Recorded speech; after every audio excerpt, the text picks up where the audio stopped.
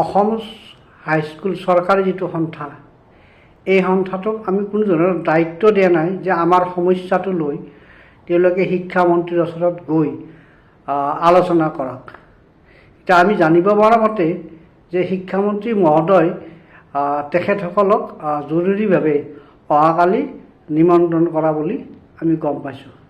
কিন্তু এইটো সম্পূৰ্ণ মিছা কথা যে তেওঁলোকে শিক্ষামন্ত্ৰী মহোদয় এই ক্ষেত্ৰত অৱগত নহয়।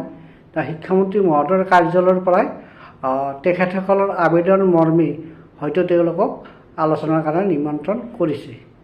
আৰু সমস্যা আমাৰ প্ৰাদেশিকৰণ সমস্যাটো লৈ তেখেতসকলে যদি চৰকাৰে আলোচনা কৰে বা কিবা সিদ্ধান্ত যদি লয়, আমি কিন্তু আমাৰ সন্থাই কিন্তু আমি সেই সিদ্ধান্ত মানি নলওঁ, কাৰণ আমি তেওঁলোকক এই দায়িত্বটো দিয়া নাই।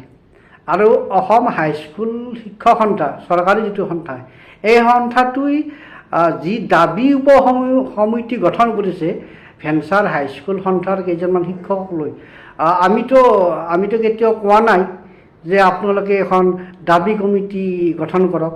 আৰু দাবী কমিটি গঠন কৰাৰ প্ৰয়োজন নাই।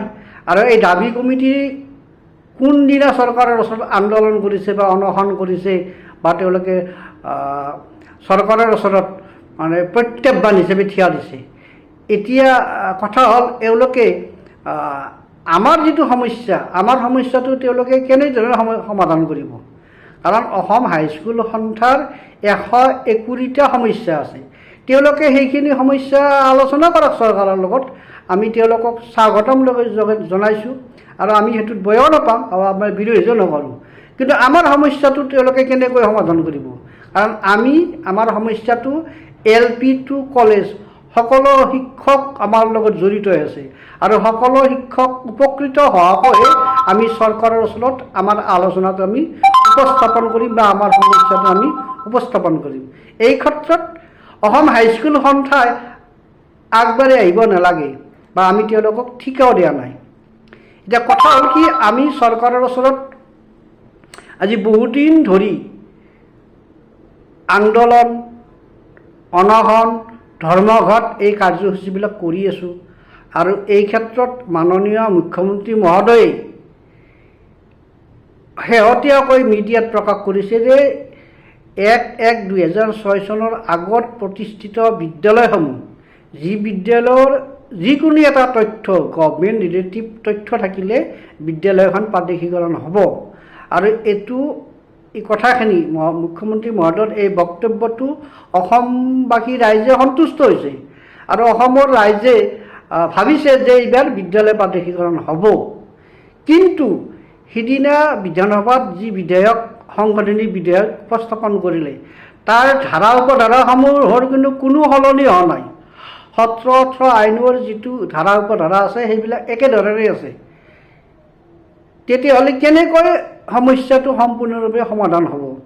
মাননীয় মুখ্যমন্ত্ৰী মহোদয়ক আৰু শিক্ষামন্ত্ৰী মহোদয়ক আমি অনুৰোধ কৰিছোঁ যে ধাৰা উপধাৰাসমূহৰ যদি শিথিলতা নানে, তেতিয়াহ'লে মুখ্যমন্ত্ৰী মহোদয়ৰ যিটো ভাষ্য, তেখেতৰ যিখিনি কথা, সেইখিনি কথা অনৰ্থক হ'ব আৰু কোনো শিক্ষক উপকৃত নহয়।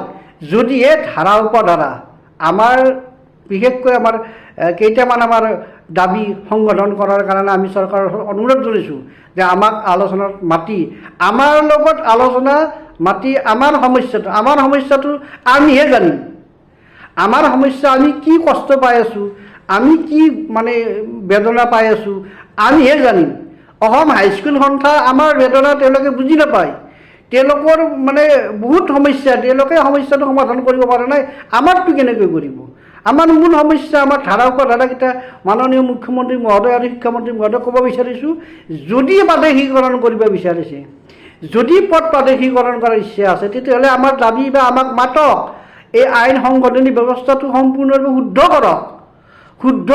কি শুদ্ধ কৰক? যে আমাৰ 1 নম্বৰ কথা হৈছে কি, যে বিদ্যালয়ৰ আমাৰ যিটো এনৰলমেণ্ট, যিটো ৰিজাল্ট, এই ৰিজাল্টৰ ক্ষেত্ৰত বা এনৰলমেণ্টৰ ক্ষেত্ৰত যিকোনো 3 বছৰ ধৰক, তেতিয়াহে শিক্ষকখিনি উপকৃত হ'ব। আৰু 9-10ৰ ইউডাইচটো বাতিল কৰক, বাতিল কৰি 18-19ৰ ইউডাইচ ধৰক, তেতিয়াহে LP আৰু ME স্কুলখিনিৰ শিক্ষকখিনি মানে মানে তেওঁলোকে লাভৱান হ'ব বা তেওঁলোকে উপকৃত হ'ব, তেওঁলোকৰ পদবিলাক প্ৰাদেশিকৰণ হ'ব।